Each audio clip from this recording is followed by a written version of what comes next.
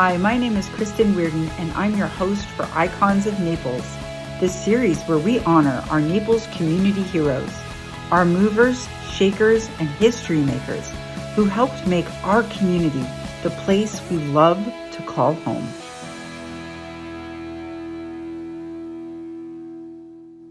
Welcome back, and today we are honored to be with a man who has changed the way that we see the world around us.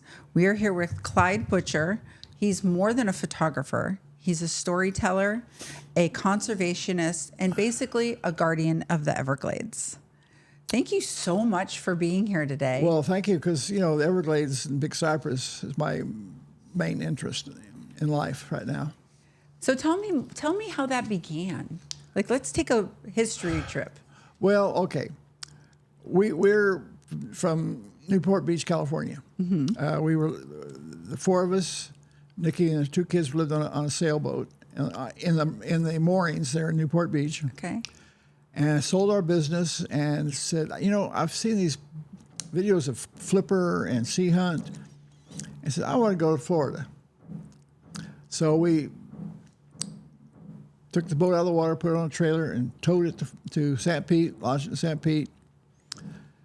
And then we went back. We went, actually, we did a little 3-month tour around.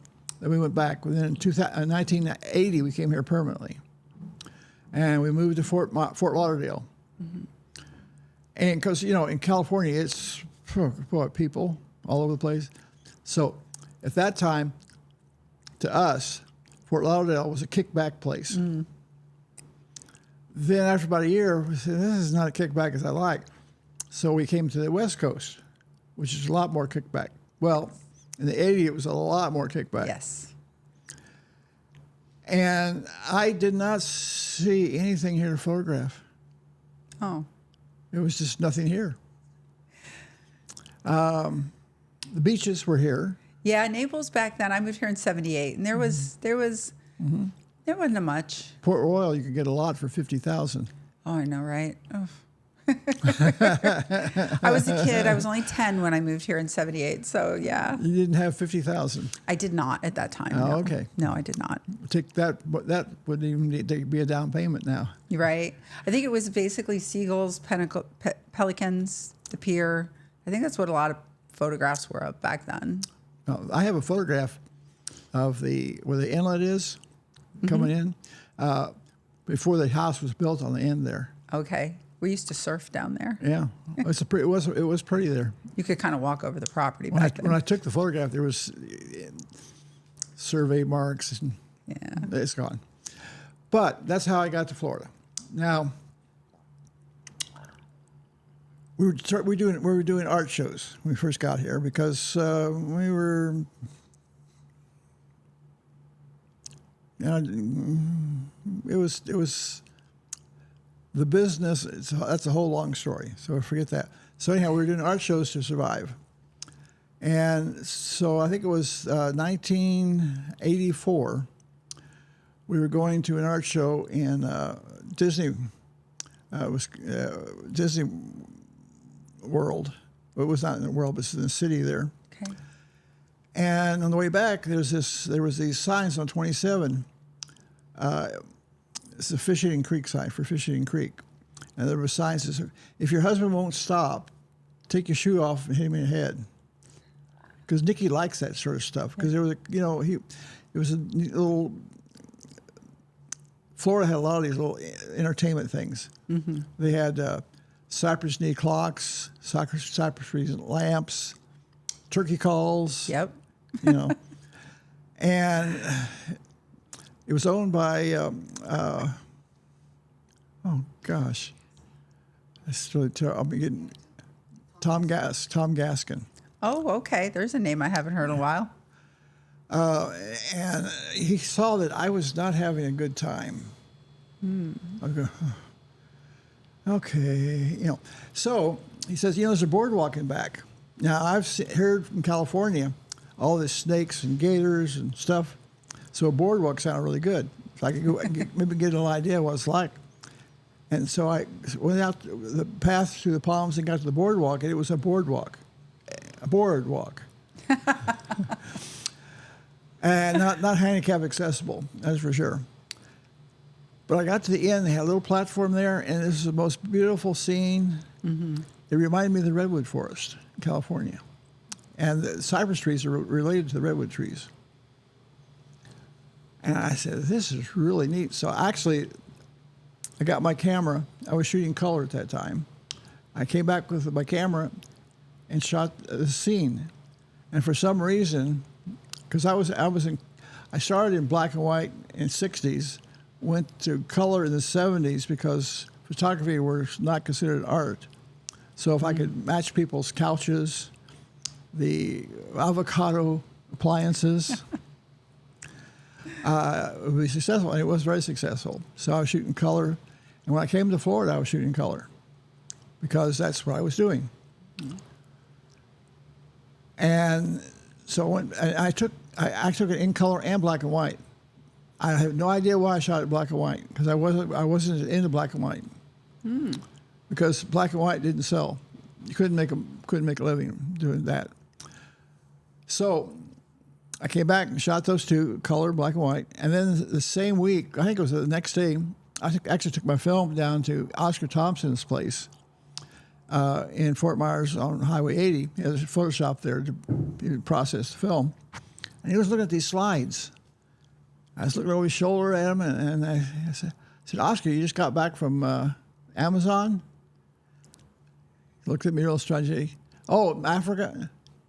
Just down the street. Oh, wow. I said, oh, could you take me down there someday? He says, how about now? So we got his four-wheel drive and took us down to Big Cypress. Wow. So between that week, I found Florida. Oh, well, we're so happy you did. Me too. Me too. Because as it turns out to be, I think it's more photogenic than any place in the country. I mean, people like, Yosemite is beautiful. It's dramatic. I was there in 1962, saw El Capitan, back there in the 90s, back there in 2000, back there. I mean, I'm back, but it was the same old rock. Oh, I see what you're saying. Yeah, it changes here. We got we got a changing mechanism here called a hurricane. Oh, yeah, that's true. That changes a lot of things. Yeah, but it's great. Yeah. Because I go back to the same place, it's different. Yeah. Of course, some places it takes years to recover. But there's so many. Florida is a living, organic environment. I imagine probably maybe stone has some sort of emotion, but I think trees and plants have a lot more emotion than rocks do. I think they emanate an energy. There's just it's just different.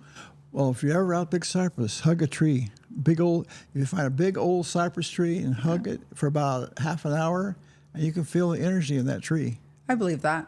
Yeah. I believe that. There's something about the living organism versus a rock, which has a purpose. You know, it's firm, it's sturdy, it can house you, it can do things.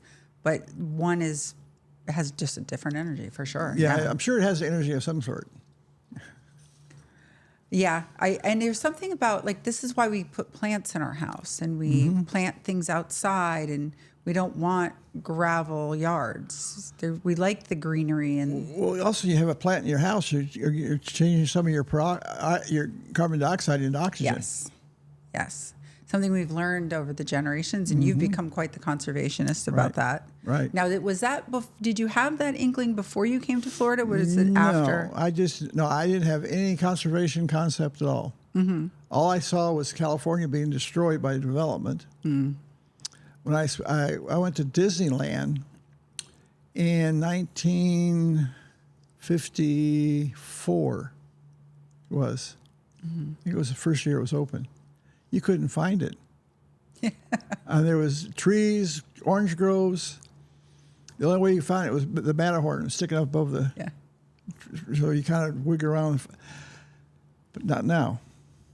So I saw in California, I lived what was happening there. Mm. So when I saw what's happening here in Florida, I was getting concerned because I wasn't really maybe old and wise enough to understand what was happening. And I think things changed dramatically in 1970 when the Earth Day started. That's when we saw the Earth from space. Okay. And that started a whole new concept of environment. President Nixon did the Clean Air Act, Clean Water Act, Endangered Species Act, EPA. All the environmental things were started during Nixon's administration. Okay. But still, I was in the business of trying to survive living-wise. Right. So you didn't have you're raising a family at this point. Right. Yeah. But when I came to Florida and I started getting in the middle of it, I started walking through it, and I'm saying, "Boy, this is something we should keep forever. I mean, this shouldn't go away." And I started working with the Water Management District. I learned probably more about the Everglades from them than I did from the environmental people. Well, what I found interesting when, and it kind of leads into my next part because it was like we're talking about the Everglades and the water is in 1989, 88, 89, I had gotten a poster from, I think it was Water Management, but it was a picture. Save the Rivers poster? It was a poster of a picture taken from the space shuttle. Oh, yeah, that was a neat shot. And you can see the sheeting, like it's Right. buried in my brain. Right. I mean, it's there because at the time, my mom worked at a company called she owned part of Golden Gate Estates properties. And this is when the buyback was going on. So it was the late 80s. Or they were sending the letters because there was no money yet for the buyback. Right. So we kept getting a lot of calls. And then I got this poster and because I couldn't understand. I was like 19, 20 years old. And I'm like, and all I knew was the stories of the buyback. Yeah. You know, people calling about the letters. Okay, I understood the land part of it. I didn't understand the water part of it yet. Right. And then I saw that and I went, oh, so that's what the Everglades is for, and that's what the water's about. Yep. And now I think of that when they talk about Okeechobee. I think of that same picture because of how much has changed. It's huge. Which leads into our Everglades, which leads into the buyback. And one of my questions for you was about the south part of, you go over Everglades Boulevard and there's all that south they're returning. And they just dug up, I guess, all the roads and they just took all to bring it back. And at first I said, well, why can't they just let it flood? And they're like, no, they have to tear up the roads. They have to take all because they're barriers. Of course, I'm still learning. Because I remember going out there to see what everybody was talking about or going out there because I might have that one client that was buying a house but still had this piece of property or whatever. And now I had a Jeep for a while, so I'd go out there. And my Jeep group is very like, tread lightly. Some aren't. They shouldn't be allowed out into places. So I was going to ask you, what do you think of that process of returning that section back? The reason it was returned back is to help feed 10,000 islands. Okay. And if you don't get the water there in 10,000 islands, you don't get a rookery. It needs to be brackish water. You need to have salt and fresh. But the problem is you don't want dirty water either, because the Everglades lives on a nutrient-free environment. Like people, fertilize their yards, so you think fertilizer is good, but not in the Everglades. Fertilizer is bad. For instance, when you have a bird rookery, Okay. they poop. Yeah. That returns something to the water that returns it to the plants. So what happens there, cattails grow to filter that out. Okay. And then later on, when the water's shallow, we have called periphyton, which filters the shit out. So there's an ecological system that works if you leave it alone. Well, see, I remember back in Naples when they had There was a famous house for the longest time on the corner of Goodlet, and I think it was Moorings or Park Shore, right in that section. And it had the yellow rocks for the yard. And they just had like a rock yard. They didn't have grass. And they had some plants and things. And basically they weren't here year round, so they didn't want to deal with mowing. But they also are like, I save water, I save, I'm not adding and I'm not taking away, I'm just existing. And there came a point in the city of Naples where they're like, you have to have X amount of green. But then I started thinking about it. And again, I'm just learning all this stuff and understanding it. But looking back, I'm like, well, he kind of had the right idea to not have too much grass because everybody wants to keep it green and perfect and fertilized, and you need some. But I also think like having too much of it, like you said, like the golf course grass and things like that, they don't help us. Well, the reason they don't help us, they fertilize it too much. Mm-hmm. If they didn't fertilize it and have golf courses like Ireland, yeah, we have a lot. You wouldn't have a problem. Yeah. Now the problem we're having with our rain here is because we have too much concrete, too much rock, too many houses. So the East Coast and the West Coast, all this development is changing the weather pattern. I've noticed. I will say I've noticed. I just had this conversation. Because in 1989, 3 o'clock in the afternoon, it rained. Yes, that's what I was talking to somebody about. I said they live out in these states, and they came into town, and they said, I had such a rainstorm until I hit like Airport Road or whatever. And I said, we haven't had rain in 3 weeks. And I live in Pelican Bay. And I said, I can't remember a year. This first year I can physically remember, we did not have rain for 3 weeks. I know when I have to fill up the pool. And I said, that's so odd. And I think the only reason too, not the only reason, but one of the things that made me pay attention to it was, they're talking about Texas. And then someone I know had just gone and actually interviewed for a job at that rainmakers company. So I was like getting water from all directions. But I have noticed a change. And I say to myself, I know how water precipitation works. And it evaporates too. Right.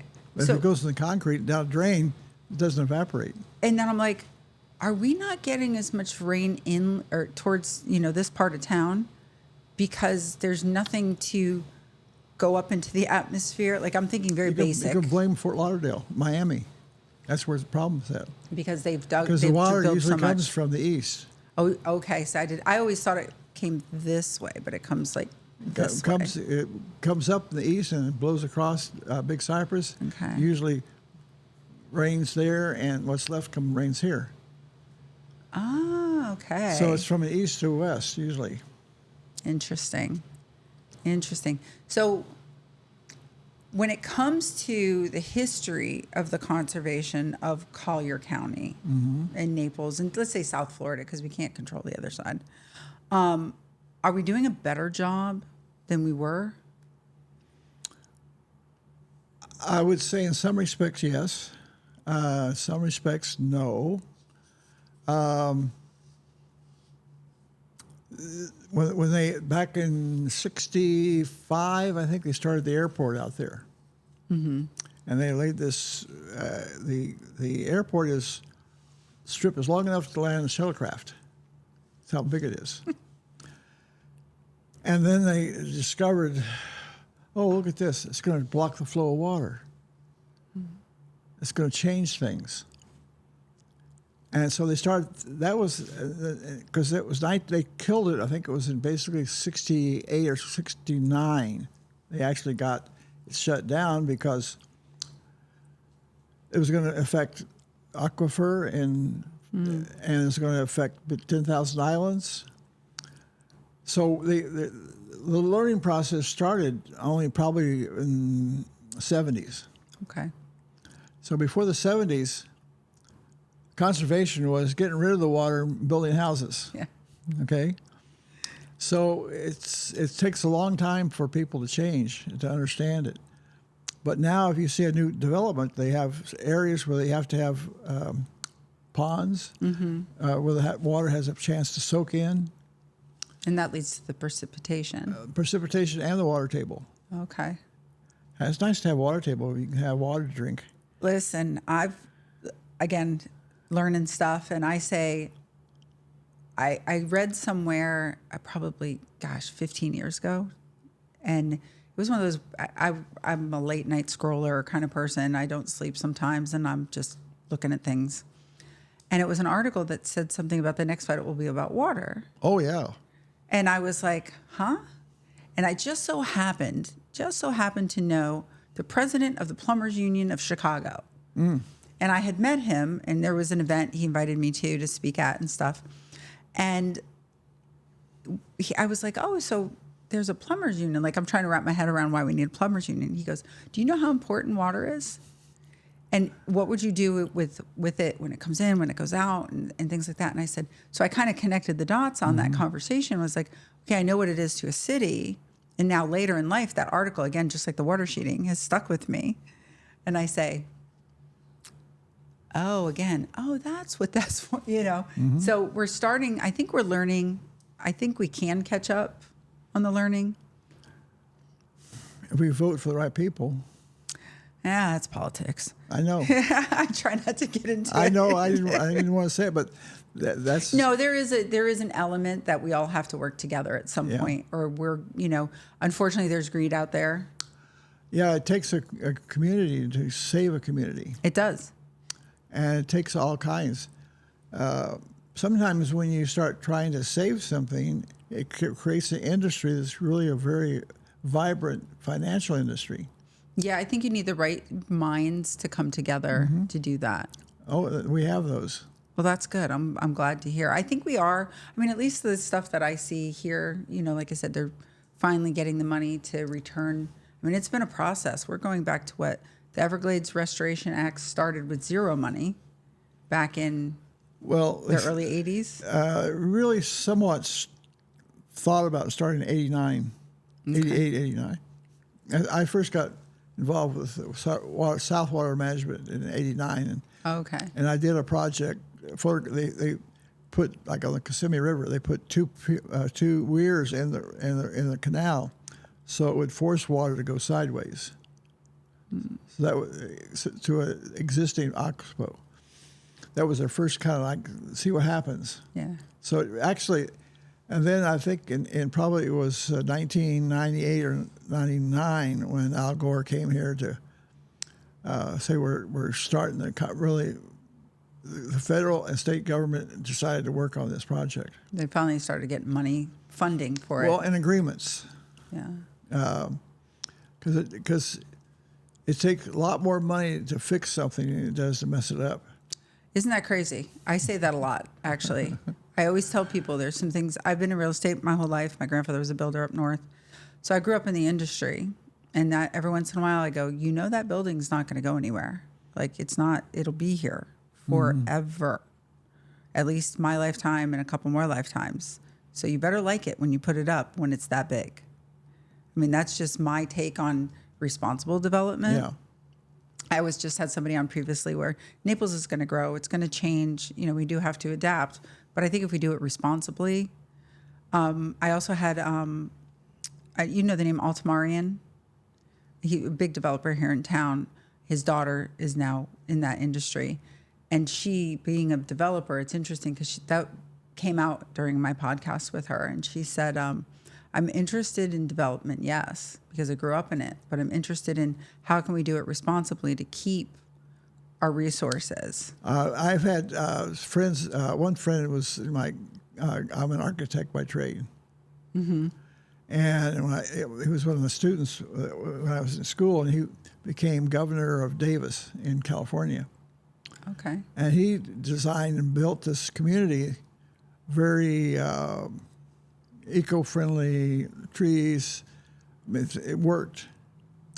Nobody wanted it. Now, when was it though? yeah. Now it's the most desired property around. Yeah. There's been more developers looking at keeping. I mean, Pelican Bay to me is a little bit of an example because as they got into like Oakmont, you couldn't remove. You had to keep 1/3. Like, so it was always the front yard, where you had to keep it. The trees, you had to keep it as it was. The medians are like it. Now the downside is it's got a big golf course. But the Mangrove Action Committee there, I've lived there since 94. I mean, it's a big deal.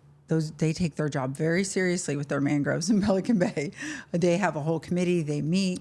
They get mad at each other. I mean, they make sure. Oh, yeah. Because they also understand the protection that it offers. Right. I have a good example. I was that's a long story.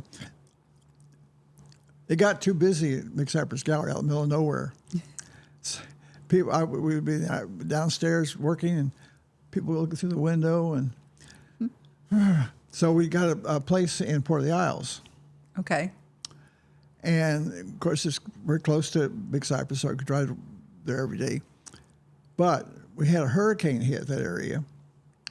In Goodland, the water was up about a foot in the parking lot in the marina. And it was up a total of about 9 feet. And for the Isles, it went up 1 foot because we had 6 miles of mangroves had to go through to get there. So the mangroves knocked all the water down. There's something like nature protects itself, I think, when it was created, and Oh, yeah. I think it has a way of protecting itself. And if we work with it, which was again something interesting about Pelican Bay, there was a big thing about the mangroves and you have to leave them, you have to take them out, and I forget the exact story, but because I was only 12 at the time, but they talked about it and they said no, we decided to leave it because they're finding that it might ruin the first 4 stories view or whatever, but it actually helps protect you when these storms come through. And back in 1980, we didn't have the storms that we seem to have now. Increasing, yeah. Yeah. So let's go down some history though, because I want to go back a little bit. You came to Florida and you just said you have your gallery out in Big Cypress, and so how did you go about deciding that's where you wanted one? Because I don't think a lot of people know unless they research you where you ended up and why you ended up in that area. Well, we were doing art shows. Right. And we were doing very well. But we said, wouldn't it be nice if we could live where my subject matter is, and maybe even have a gallery there? And so we started looking. The first place we thought about was Matlacha. It was kind of the mangrove type area. I'm glad we did do that. And then there was the front pond of the gallery. I had stopped there to take pictures. This was in probably 84, 85. And the guy ran me off. You can't do that. You can't take pictures here. It was called Orchid Isles. Yes, that's what it was called. Yes. And so, because he took his gun, shot in the air, I thought maybe I better leave. So I tried it again. I think it was maybe 6 months later. Same problem. Yeah. He used a machete this time. So my wife was photographing the Masukis down at their little thing. They have a little gathering. And on the way back, she says, I want to stop. I would like to see it. But you paid $2 to stop and have a view or buy something. Mm-hmm. So she went and parked, and she got out of the car. She had her $2 up like this. So like I said, this is a paying customer, not a flake. And he took her to the back where the house is now, and she sat down there and saw the butterflies and all the little things are happening there. And she says, to herself, this would be really a neat place to live. This is what we do. And we could have the gallery out in front, have the house back here. And so she was leaving. The day before, they had just put a for sale sign. Oh, wow. And it wasn't that. It was $84,000, $85,000. And a lot of people thought that's a lot of money for a swamp. I was going to say back then that was a lot of money for people would think that, for especially out there. Right, it was middle of nowhere. Yeah. It's 50 miles from Publix in Miami and 50 miles from Publix in Naples. Oh, you're right in the middle. We're actually the center of the Everglades, total system. Really? We're in the exact center. I did not know that. Yeah. So she told me about it on Saturday, and she knows if she has an idea that she doesn't really want to live there, she shouldn't tell me about it. So she thought about it for a whole day. And Sunday she said, you know what, told me the whole story. So the first thing we did, we went down and talked to the park superintendent to even know if we could do this. He says, yeah, because it was built to preserve if it was built here in 75. And so it was legal to do that, have a business and a residence there. So we went to a phone booth. We went down and got the realtor's name. It was... I just want to say that again. A phone booth. Yeah, there was a phone booth then. Called the realtor. I can't remember where it was. Anyhow, and made an appointment with him. Gave him a check for down payment, a contract, and Leon, I guess, accepted it. So we went and all the paperwork and everything, and he signed the contract. No, you have to have, I guess, you have to, mortgage agree. I mean, what do you call it? Escrow or the money up front, and then the mortgage, and then the closing. Title. The title, yeah. Says, I'm not going down to Naples. So the title people had to come out to him. Oh, that's awesome. And so we bought it without him knowing who it was because he didn't like beards. Oh, and you've always had the beard. Always had the beard. Okay. I've had it since 75. Okay. So we knew that if I would have asked him, he would have said no. He would have been like, I don't think so. He didn't care. He gave me more than he asked. He wouldn't have sold it to you. So anyhow, and then we'll let him and his son take out all the non-native orchids. There was thousands of dollars that's what he did. He raised orchids. Okay. And bromeliads. So that was all. We didn't want that, and so his son was happy because he was kind of upset that his father sold it, but he wasn't very excited about living there. Homestead, maybe, kind of thing. Nah, he wasn't excited at all. For one reason, there was a lot of mosquitoes. Oh, dear Lord, yes. I can imagine. No, you can't. There was 3 30-yard dumpsters of tires. Oh, okay. He used those in the winter to light them off from sponge pots for his orchids. Oh, okay. So you think the park liked that? No. So anyhow, as soon as we got rid of the tires, the mosquitoes are about gone. That's so interesting how that worked. Well, it's stagnant water. Yeah. And you didn't think, like, nobody thought about that before. Oh, if you're into it, you would understand. Yeah, it. But if you're not, you just. Yeah. I'm when huge we built the about house, not having water around when we the built house. the house, we had several different ways to get through the house to get in. Yeah. Preparing to have all those mosquitoes following you. Listen, I have a thing with mosquitoes. I try to have a conversation with them. Listen, I like you. You like me a little too much. Because it doesn't matter. There could be one that makes it in the house behind me, and it will makes it in the house behind me after the screened enclosure. Mm-hmm. I'm just wondering, please tell me where you come from. I am a militant about standing water around the house. And they find me. They like me. I'm not a fan, but I keep trying to say, listen, I like you. Like, can you stay outside? I'll stay inside. Well, one of the reasons for that is here it doesn't. See, out there, most of the time it rains every day. Mm-hmm. So it rains every day. It washes the mosquitoes out of the bromeliads, and the water's flowing, so they don't have a chance to breed. Yeah, no. But here, they breed by me. Most of the time, about starting from the 1st of September, we probably have less mosquitoes there than you do here.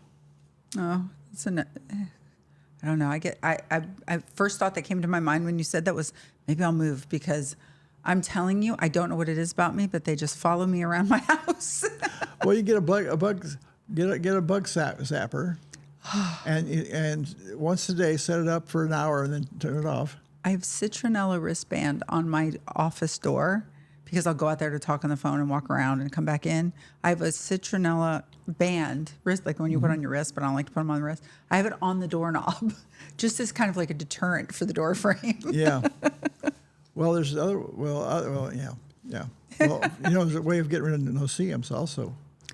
Those have become a problem lately. Dog collars. Really? A no-see-um is a flea.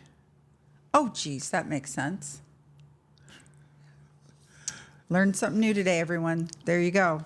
Now we know how to get rid of those no-see-ums. Put it on. Don't put it on your skin. No, just like, on the cooler, on the stroller, whatever Or you're your walking backpack around if you with. got in the woods.